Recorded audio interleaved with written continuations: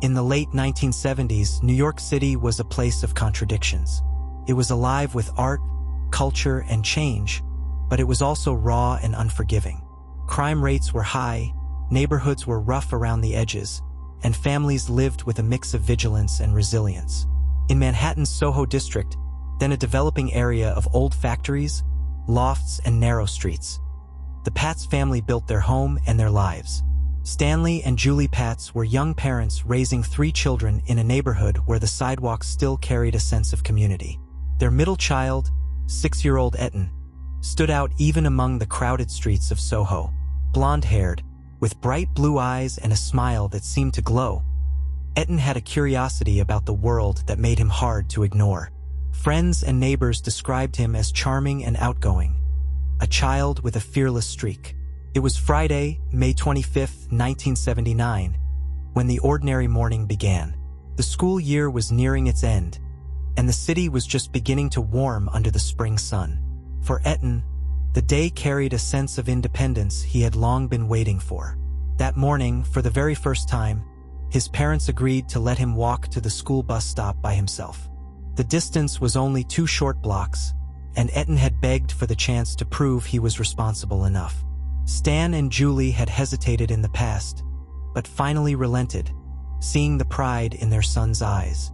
Like countless parents across the city, they allowed their child a small step toward independence. At around 8 a.m., Etan left the family's Prince Street loft apartment with his book bag slung over his shoulder. He waved goodbye, heading toward West Broadway where the school bus would pick him up. It was a walk he had practiced, a short stretch along familiar sidewalks. His mother watched him leave, never imagining that this would be the last time she saw her son. The streets were already filling with the bustle of the city. Delivery trucks rumbled past, shop owners opened their doors, and people hurried to work. Etan blended into the rhythm of Manhattan life, a small figure among the crowd. But somewhere between his home and the bus stop, he disappeared. The school bus came and went, its driver unaware that a child was missing. When Etan didn't return home that afternoon, the normal routine gave way to dread. Julie called the school, expecting that perhaps there had been a mix-up. Maybe Etan had stayed behind in class or missed the bus. But the school reported that Etan had never arrived at all. By early evening, Stan and Julie realized something was terribly wrong. Their son hadn't simply wandered off. He had vanished in broad daylight on a busy Manhattan street. Panic quickly spread. Calls were made, neighbors questioned, but no one had seen where Etan went after leaving home. The police were notified, and an initial search began. Officers canvassed the area, questioned bus drivers, and looked into nearby shops and alleys. But the minutes turned to hours, and hours into a sleepless night. By the time the sun rose on May 26th, SoHo was no longer just another Manhattan neighborhood. It was the epicenter of a terrifying mystery. Etan's disappearance wasn't just another case of a missing child. It was something more chilling. In an era before Amber Alerts, before cell phones, and before national databases for missing persons, the tools for locating a lost child were painfully limited. For the Patz family, the nightmare was only beginning. That first day marked the line between ordinary life and the unknown. A child's walk to the bus stop, something millions of families take for granted, became the story that would change America's relationship with missing children forever. You're watching Trace of Evil, where we reveal true crimes, unsolved disappearances, and mysteries surrounding crime. Like and subscribe to watch more episodes from our channel. Let's get back into the story of Etan Patz. As the reality of Etan's absence sank in, the Patz family was thrown into a nightmare no parent imagines. The simple walk to a school bus had dissolved into silence. The boy with the bright eyes and confident stride had not come home.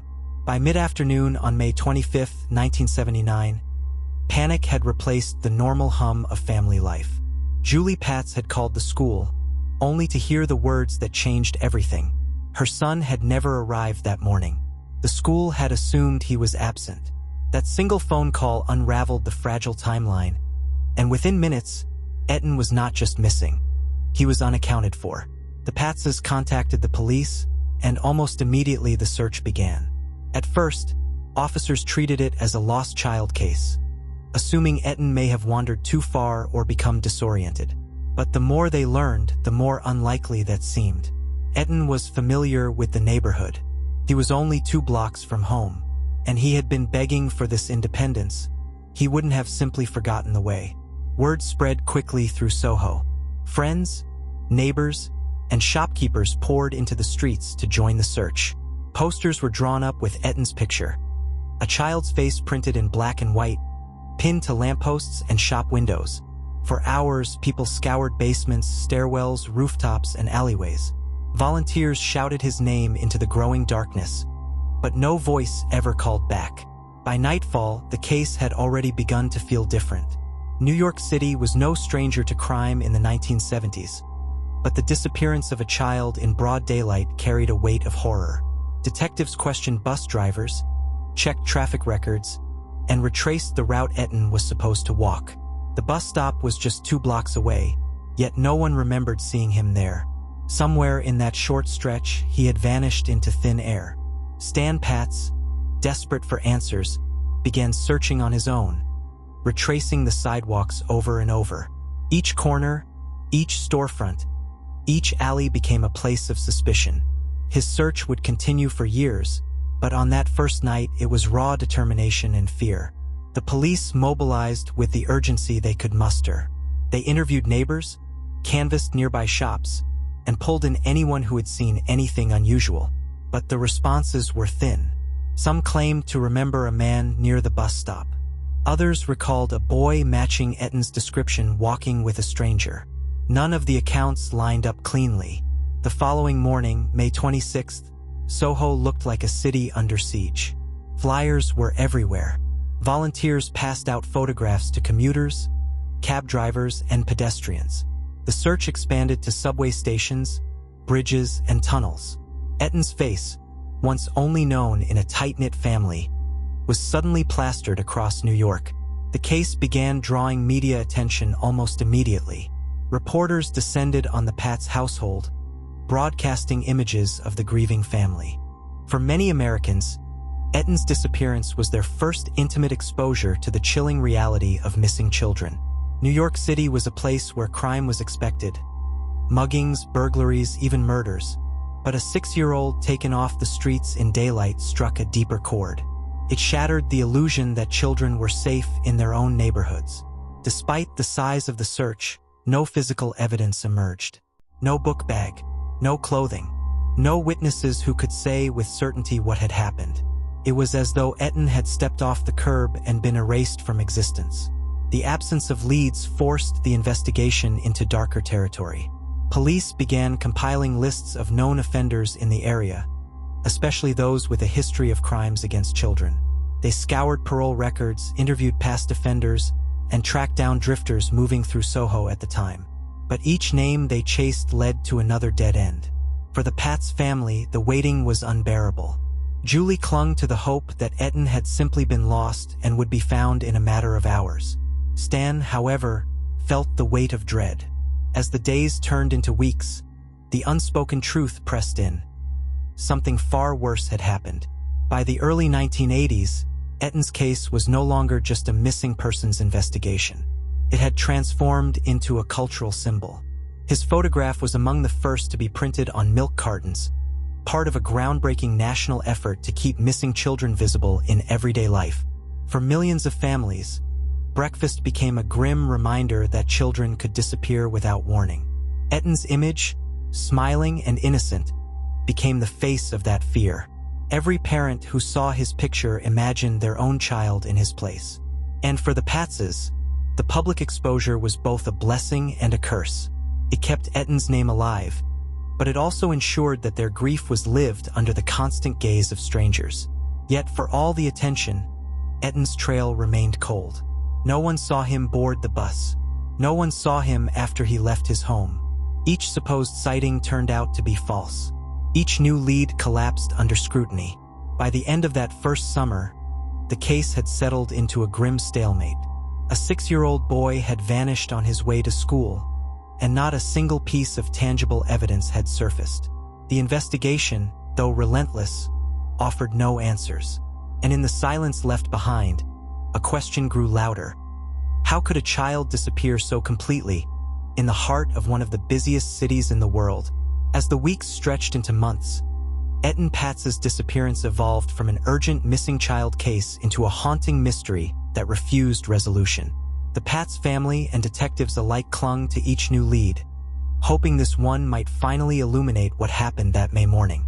Yet, one by one, each path darkened into disappointment.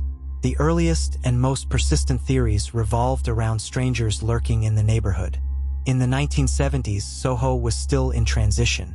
Once a derelict district filled with abandoned warehouses and crumbling tenements, it was gradually being reclaimed by artists and families.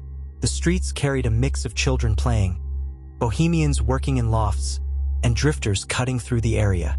To investigators, that mix was both a wealth of potential witnesses and a gallery of potential suspects. Detectives pursued every tip. Some residents claimed they had seen Etan talking to a man near the bus stop. Others recalled a boy being ushered into a vehicle. But when pressed for detail, the descriptions dissolved into fragments. Tall or short, young or middle-aged, dark hair or light. Nothing could be confirmed. The lack of clarity fed a storm of rumors. Parents whispered about child predators roaming New York. The media amplified these fears, suggesting networks of kidnappers or traffickers. Though most of these theories never held weight, they reflected the growing panic of a city unable to explain the disappearance of a child in broad daylight. One of the most heavily pursued leads focused on Jose Ramos, a convicted child molester who had ties to a woman who occasionally babysat for the Patzes. Investigators discovered Ramos had a disturbing history of luring young boys with toys and candy. During questioning, he admitted to spending time with a boy resembling Etan around the time of the disappearance, but he denied killing him. Evidence against him was circumstantial, yet compelling enough to hold the attention of police for years. Another name surfaced in the shadows: Stan and Julie Patz's former handyman, who some neighbors suspected had unusual behavior. Detectives tracked his movements, but again, no concrete link to Etan could be found. The pattern became all too familiar: suspicion, questioning, and the eventual collapse of evidence. Meanwhile, SoHo itself seemed haunted by Etan's absence. His face lingered on lampposts, in shop windows, and later on milk cartons across the country. His name was etched into the daily conversations of residents, a constant reminder that safety was an illusion. Parents began holding their children tighter, escorting them to school rather than allowing them independence. What had once been a vibrant sign of community life, children walking freely, had been replaced by a palpable fear. The Patz family carried the heaviest burden. For Stan, the search became a personal crusade. He canvassed the streets night after night, handing out flyers, talking to strangers, chasing any lead no matter how slim. Julie withdrew into grief, balancing her responsibilities as a mother with the anguish of not knowing what had happened to her child. Their apartment filled with photographs of Etan, each image a frozen reminder of the boy who should have been growing, changing, and laughing in their presence. Investigators broadened their reach. They checked bus and subway stations, combed through records of vehicles leaving Manhattan, and interviewed truck drivers who might have passed through the area. The possibility that Etan had been abducted and whisked away within minutes became one of the most chilling explanations. If so, the city itself had swallowed him up without leaving a trace. False hope became part of the torment. Over the years, countless reported sightings of Etan surfaced. A boy at a carnival in New Jersey, a child in a Miami mall, another in Pennsylvania. Each time, investigators traveled, families waited, and hopes rose. Each time they were dashed. The children were strangers, not Etan. In the absence of answers, Etan's disappearance forced a cultural reckoning. Parents across America began to question long-standing assumptions about safety. If a child could vanish so quickly in New York, could it happen anywhere? Police departments around the country began to examine their procedures for missing children. In the past, cases were often dismissed as runaways, with critical hours lost before real searches began. Etan's case demonstrated how dangerous those delays could be. Through the 1980s and into the 1990s, Jose Ramos remained the prime suspect in the eyes of many investigators. Though he was convicted of unrelated child molestation charges, he was never definitively tied to Etan's disappearance. The Patzes pursued civil action against him, winning a wrongful death lawsuit in 2004. Yet even that did not provide closure. Ramos never confessed to the crime, and no physical evidence tied him to that May morning. Each failed lead reinforced the cruel reality. There was no trail. Etan had been swallowed by silence, leaving behind a void filled only by speculation and grief. For the public, his case had become a symbol. For the Patz family, it remained an open wound. The absence of their son was not abstract. It was present in every holiday meal, every birthday, every photograph of his siblings growing older. The apartment on Prince Street carried the echo of a missing voice. And as years passed, the shadows deepened. What had begun as an urgent neighborhood search had expanded into a decades-long national story, still without resolution. Etan Patz's disappearance had become more than a crime. It was a haunting question mark, one that no lead, no theory, no suspect had ever fully erased. By the early 2000s, Etan Patz's case had become one of the most infamous unsolved disappearances in America. His photograph was etched into the national memory, and yet, his fate remained unanswered. For decades, suspicions circled primarily around Jose Ramos, but with no body, no confession, and no physical evidence, the case drifted in a fog of unresolved questions. Then, in 2010, more than 3 decades after that Friday morning, a quiet but pivotal decision reignited hope. Manhattan's district attorney, Cyrus Vance Jr., reopened the Patz case with the determination to apply modern investigative techniques and pursue leads that had long been dismissed or overlooked. The move was both symbolic and practical. Symbolic, because it acknowledged that Etan's disappearance was more than a cold case. It was a wound in the city's conscience. Practical, because advances in forensic science, combined with fresh eyes, offered the chance to finally pierce the mystery. In 2012, investigators turned their attention to a building on Prince Street, just a short walk from the Patz home. A handyman who had once worked there had drawn suspicion in the past, and the property itself had long been a point of curiosity. Acting on new tips, police launched an excavation of the basement, tearing up concrete floors in search of human remains. The effort transfixed the nation. News outlets swarmed SoHo as officers carried out buckets of dirt, each scoop analyzed with painstaking care. But again, the outcome was heartbreakingly familiar. Nothing. The basement excavation revealed no trace of Etan. The hope that had briefly flared collapsed back into despair. Yet this renewed scrutiny of the case began to shake loose long-buried details. Around this time, investigators received information about a man named Pedro Hernandez. Hernandez had worked at a small bodega near Etan's bus stop back in 1979. He was a quiet, unassuming figure who, for decades, had gone unnoticed in the swirl of suspects. But whispers about his involvement began to surface when relatives reported that Hernandez had, years earlier, confessed to hurting a child in New York. In 2012, Hernandez was questioned. What followed was a confession that shocked even seasoned detectives. In halting words, he claimed that on the morning of May 25, 1979, he had lured Etan into the basement of the bodega with the promise of a soda. Once inside, Hernandez said he choked the boy until he went limp, placed his body in a bag, and left it with the trash. The confession was chilling, but it also raised immediate questions. Hernandez had no criminal record and no history of violence beyond this alleged act. More troubling, he was known to suffer from mental illness, including schizotypal personality disorder. His accounts were fragmented, inconsistent, and lacked physical evidence to back them up. Still, for the first time in decades, investigators had someone not just suspected but confessing outright to the crime. In 2015, Pedro Hernandez was put on trial for Etan's murder.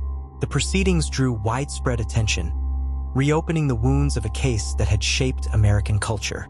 Prosecutors presented his confession as the core evidence, arguing that no one else had ever provided such specific, incriminating details. They suggested that Hernandez's account of luring Etan with a soda and choking him in the bodega basement aligned with what was known about the timeline of that morning. But the defense countered with equal force. They argued that Hernandez's mental health issues made him vulnerable to suggestion, that his confession was the product of coercion, and that without physical evidence, no conviction could be just. The jury deadlocked, leading to a mistrial in 2015. The following year, prosecutors tried again. In 2017, Hernandez was retried, this time with a stronger presentation of his confession and additional testimony from family members who recalled his disturbing admissions over the years. After lengthy deliberations, the jury returned a verdict: guilty of kidnapping and felony murder. Pedro Hernandez was sentenced to 25 years to life in prison. The conviction brought a measure of closure, but not the kind the Patz family or the public had long hoped for. There was still no physical evidence. Etan's body had never been found. Questions lingered about whether Hernandez's confession was genuine or the confused ramblings of a troubled mind. Many legal experts warned that the conviction rested on precarious ground, given the absence of tangible proof. For Stan and Julie Patz, however, the trial marked the end of a journey that had consumed nearly 4 decades of their lives. They had lived through endless speculation, false leads, and crushing disappointments. In Pedro Hernandez, they finally had someone held accountable, even if uncertainty remained. Beyond the courtroom, the case's impact had already been cemented. Etan's disappearance had transformed how America viewed missing children. It had inspired the use of photographs on milk cartons, spurred the creation of the National Center for Missing and Exploited Children, and shaped legislation requiring immediate police action in such cases. His story had made parents across the country rethink independence, safety, and vigilance. Etan Patz himself was never found, but his name became inseparable from the fight to protect children from predators. His absence reshaped law enforcement, public policy, and the cultural psyche. Even decades later, when Hernandez stood trial, it was clear Etan's case was no longer just about one child. It was about an entire generation's loss of innocence.